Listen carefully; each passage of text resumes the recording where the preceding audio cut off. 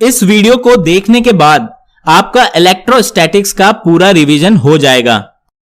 आप Coulomb's law, Gauss law, electric field, electric potential and electric dipoles के सारे important points and formulas revise कर लेंगे। सबसे पहले बात करते हैं कूलम्ब्स लॉ की। दो चार्जेस Q1 एंड Q2 के बीच इलेक्ट्रिक फोर्स होता है K times Q1 Q2 divided by R square. R दोनों चार्जेस के बीच का डिस्टेंस है।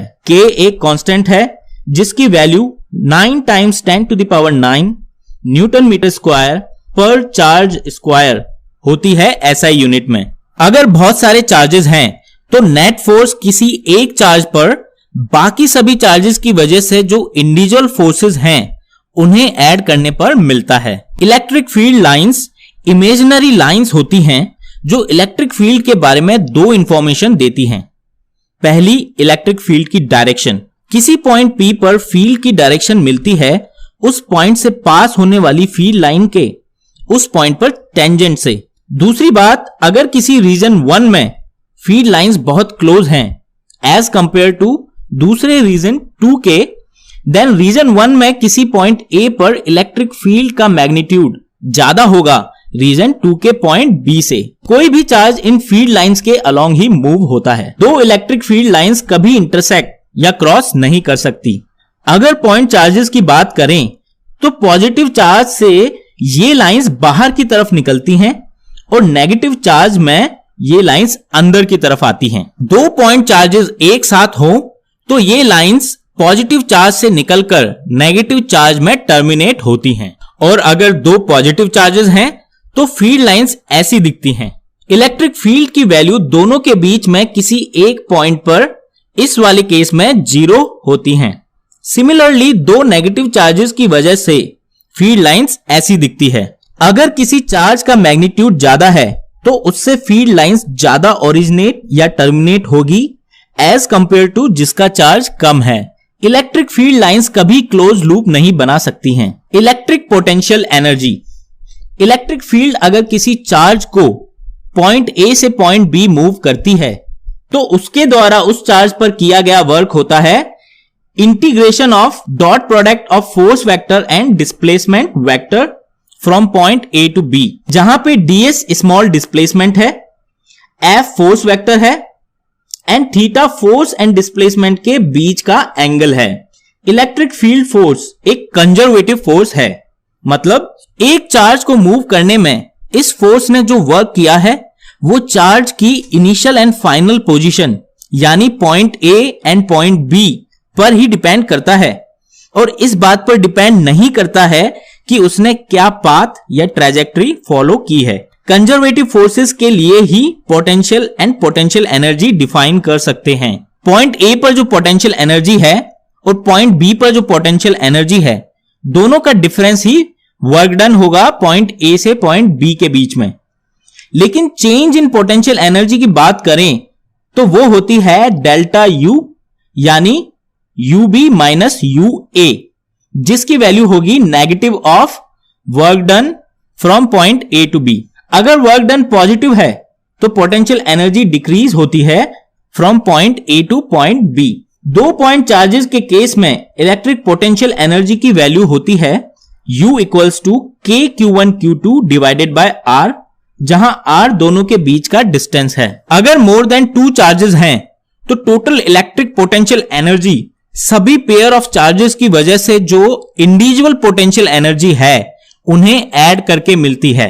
अगर 3 चार्जेस का केस देखें तो पोटेंशियल एनर्जी इस इक्वेशन से दी जाती है और मान लीजिए अगर चार्जेस 4 हैं तो पोटेंशियल एनर्जी इस इक्वेशन से दी जाएगी। इलेक्ट्रिक पोटेंशियल की बात करते हैं।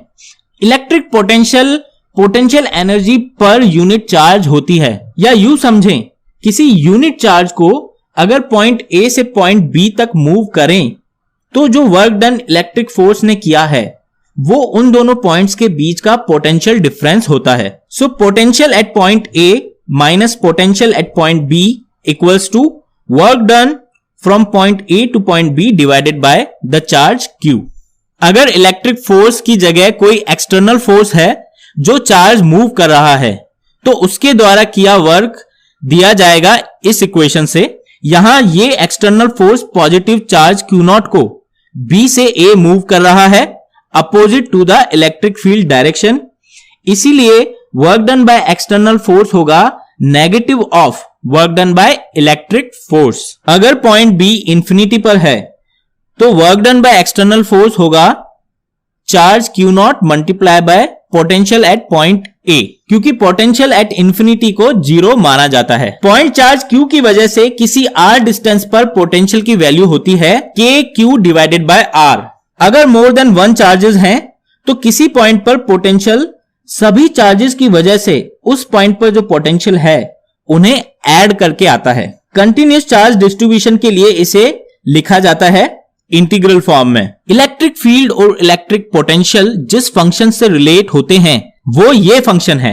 यहां पर dv बाय dx होता है पोटेंशियल फंक्शन का partial differentiation with respect to x। Partial differentiation का मतलब होता है कि हम पोटेंशियल फंक्शन को, जिसमें कि x, y, z सभी वेरिएबल हैं, लेकिन अगर x के टर्म्स में पार्शियल डिफरेंशिएशन कर रहे हैं तो बाकी वेरिएबल्स को हम कांस्टेंट मान लेते हैं, यानी कि y एंड z को कांस्टेंट मान के हम x की टर्म्स में पोटेंशियल फंक्शन को डिफरेंशिएट करते हैं। अगर एक ही वेरिएबल है, जैसे रेडियल डायरेक्शन में डिस्टेंस r, तो लिख सकते हैं electric field equals to minus dv by dr। इसे इस तरह भी समझ सकते हैं कि जो पोटेंशियल और डिस्टेंस का ग्राफ है उसका जो किसी पॉइंट पे स्लोप है उसकी नेगेटिव वैल्यू उस पॉइंट पर इलेक्ट्रिक फील्ड की वैल्यू बताती है। यहां से अगर हम इंटीग्रेट करें तो हमें मिलता है VB minus VA equals to negative of integral from point A to point B of electric field vector dot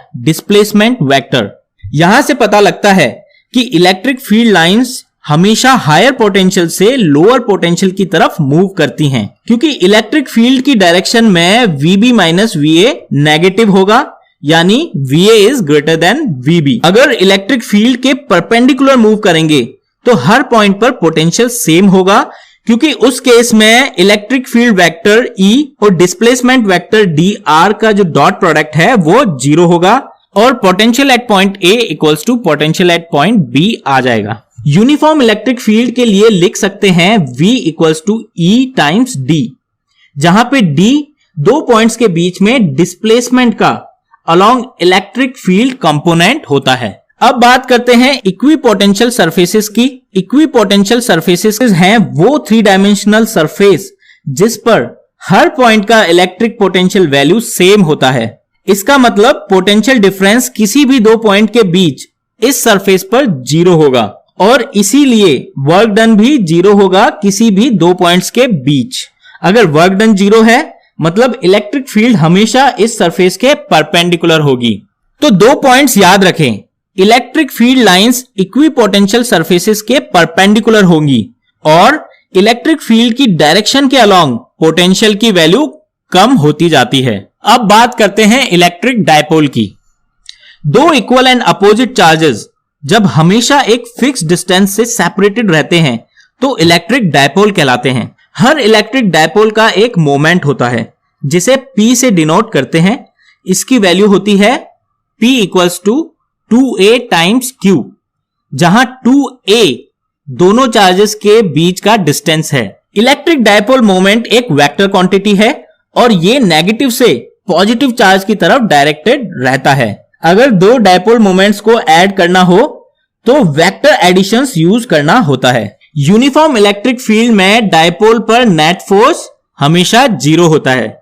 non uniform electric field में ये नॉन जीरो भी हो सकता है। अगर इस डायपोल पर टॉर्क देखें तो उसकी वैल्यू होगी डायपोल मोमेंट का क्रॉस प्रोडक्ट इलेक्ट्रिक फील्ड के साथ। उसका मैग्नीट्यूड होगा P times E sine theta. Theta equals to 0 and 180 degree पर टॉर्क 0 होगा और थीटा इक्वल्स टू 90 डिग्री पर टॉर्क मैक्सिमम होगा। अगर dipole small angle d theta से रोटेट होता है तो टॉर्क के द्वारा वर्क होता है जिसकी वैल्यू होती है टाउ डी थीटा, या इसे लिख सकते हैं minus PE sine theta d theta, क्योंकि du change in potential energy equals to negative of work done है तो चेंज इन पोटेंशियल एनर्जी की वैल्यू होगी PE sine theta d theta. अगर डायपोल थीटा 1 से थीटा 2 रोटेट हुआ है तो इंटीग्रेट करने के बाद हम लिख सकते हैं work done by torque of electric force equals to PE times cos θ2 minus cos θ1। और अगर कोई एक्सटर्नल फोर्स टॉर्क लगाता है अगेंस्ट द इलेक्ट्रिक फील्ड तो उसकी वैल्यू इस वैल्यू के नेगेटिव होगी, क्योंकि theta equals to 0 degree and 180 degree पर टॉर्क 0 होता है और फोर्स तो 0 है ही, मतलब इन एंगल्स पर ये डायपोल इक्विलिब्रियम में होगा। ये इक्विलिब्रियम स्टेबल होगा या अनस्टेबल, ये पोटेंशियल एनर्जी की वैल्यू पर डिपेंड करेगा। थीटा इक्वल्स टू 0 डिग्री पर पोटेंशियल एनर्जी की वैल्यू आती है -PE। नेगेटिव वैल्यू है मतलब मिनिमम एनर्जी, इसीलिए इक्विलिब्रियम स्टेबल होगा। मतलब अगर डायपोल को स्मॉल एंगल से मूव करेंगे तो टॉर्क वापस डायपोल को थीटा इक्वल्स टू 0 डिग्री पर लाने की कोशिश करेगा। थीटा इक्वल्स टू 180 डिग्री पर पोटेंशियल एनर्जी की वैल्यू होगी P टाइम्स E। ये वैल्यू पॉजिटिव है, मतलब मैक्सिमम एनर्जी, यानी इक्विलिब्रियम अनस्टेबल होगा। अनस्टेबल इक्विलिब्रियम का मतलब है अगर डायपोल को स्मॉल एंगल से मूव किया तो डायपोल वापस उसी पोजीशन पे नहीं आएगा जहां पे थीटा इक्वल्स टू 180 डिग्री है, बल्कि थीटा इक्वल्स टू 0 डिग्री की तरफ मूव करेगा, जो कि स्टेबल इक्विलिब्रियम है। गॉस लॉ की बात करते हैं। पहले इलेक्ट्रिक फ्लक्स समझते हैं। फ्लक्स मेजर करता है कि एक सरफेस से कितनी इलेक्ट्रिक फील्ड लाइंस पास हो रही हैं। यह एक स्केलर क्वांटिटी है। Small surface area ds vector के लिए फ्लक्स लिखते हैं dot product of electric field and the surface area vector, या इसे इस तरीके से भी लिख सकते हैं E ds cos थीटा। इसे इंटीग्रेट करके हम टोटल फ्लक्स की वैल्यू निकाल सकते हैं। ds की डायरेक्शन सरफेस से आउटवर्ड की तरफ पॉजिटिव ली जाती है। अगर थीटा इक्वल्स टू 0 डिग्री है, या ये कहें कि इलेक्ट्रिक फील्ड सरफेस के परपेंडिकुलर है, तो टोटल फ्लक्स की वैल्यू होगी electric field times total surface area. और अगर थीटा इक्वल्स टू 90 डिग्री है, मतलब इलेक्ट्रिक फील्ड सरफेस के पैरेलल है, तो फ्लक्स 0 होगा। गॉस लॉ कहता है कि अगर एक हाइपोथेटिकल क्लोज सरफेस कंसीडर करें तो उस क्लोज सरफेस से पास होने वाला फ्लक्स होगा close integral of E dot ds, जिसकी वैल्यू होती है उस सरफेस एरिया के अंदर जो चार्ज है Q inside divided by epsilon not. Epsilon not एक कांस्टेंट है, यानी ये फ्लक्स केवल और केवल उस क्लोज सरफेस के अंदर जो चार्ज है उसी पर डिपेंड करेगा। अब बात करते हैं कंडक्टर्स की। कंडक्टिंग मटेरियल के अंदर इलेक्ट्रिक फील्ड 0 होता है, क्योंकि कंडक्टर्स में इलेक्ट्रॉन्स फ्रीली मूव कर सकते हैं।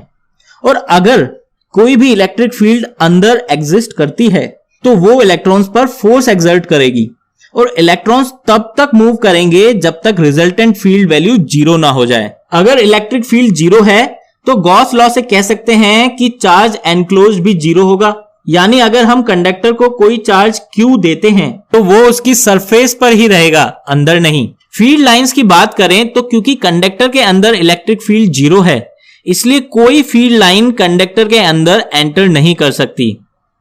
ये लाइंस कंडक्टर की सरफेस के परपेंडिकुलर होती हैं। अगर कंडक्टर पर पॉजिटिव चार्ज है तो लाइंस सरफेस से ओरिजिनेट होंगी, और अगर नेगेटिव चार्ज है तो लाइंस सरफेस पर टर्मिनेट होंगी। क्योंकि कंडक्टर के अंदर फील्ड 0 है तो अंदर के हर पॉइंट पर पोटेंशियल वैल्यू इक्वल होगी, यानी सरफेस पर जो पोटेंशियल वैल्यू है वो ही अंदर के हर पॉइंट पर भी होगी। अगर कंडक्टर में कैविटी है और हम एक पॉजिटिव चार्ज उस कैविटी में रखते हैं तो कुछ ऐसा होगा। Equal and opposite charge conductor की अंदर वाली सरफेस पर आ जाएगा, और इक्वल चार्ज सेम साइन के साथ आउटर सरफेस पर अपीयर हो जाएगा। इस तरह हमने इलेक्ट्रोस्टैटिक्स के सारे important points and formulas revise कर लिए हैं। आप अगर इस वीडियो को 2-3 बार देखें